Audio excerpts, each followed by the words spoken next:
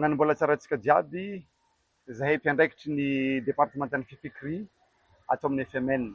Aza adino fa misy programme lehibe izay karakarainy talen'ny departementan'ny fipikiry ato amin'ny union misy atsika miaraka amin'ny fédération Madagasikara Avaratra. Eny ireo fédération rehetra ato amin'ny union misy atsika mihitsy, tsy ino io projet io fa velon-tegna mahavelona. Ka misy dingana izay tsara ampahafantarina antsika fiangonana ao anatin'izany programme velon-tegna mahavelogno izany.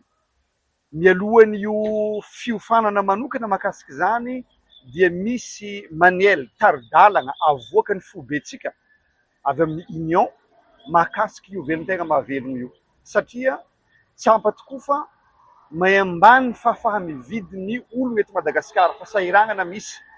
Ny departementan'ny fipikiry dia tsy magnentana ny olona ahatoky ihany amin'ny lafiny ampahafolony sy ny fanatsitra, fa atao ahoana ny atonga ny membre tsirairay avy mba ho anana velon-tegna havelogno. Rehefa tsara velon-tegna ny membre, manana fidiram-bola ara-dalàna, dia mazava loatra fa afaka manohana ny asan'Andriamanitra izy.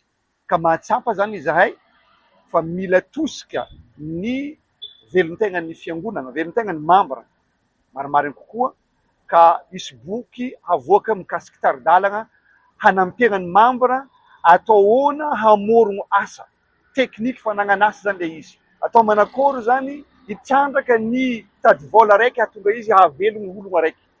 Ka io boky io dia hivoaka amin'ny volana juin ho avy zao. Ka mialohan'izany tsara fantarina aloha ny filan'ny membre, ka ny membre tsirairay avy manana tombotsoa hividy io boky 3 ariary. Mariny fa commande miaraka amin'ny vola zany hatao amin'ny boky velon-tegna mahavelogno io. Eto ampamaranana, wisy formation de formateur hatao ambilobe na ambanja amin'ny 7 hatramin'ny 9 ny volana juin ho avy zao, ka agnentagnana atsika izay afaka hampita formation rehetrarehetra hamonjy izany lasy formation de formateur zany, mba afahantsika mitondra le formation eo agnivon'ny fiangonana. Ka ny fiangonana rehetra atao amin'ny FMN ho rakotra i formation mahakasiky velon-tegna mahavelogno io. Fa manasa atsika andray anjara hividy boky sy hamonjy izany formation zany. Dieny izao.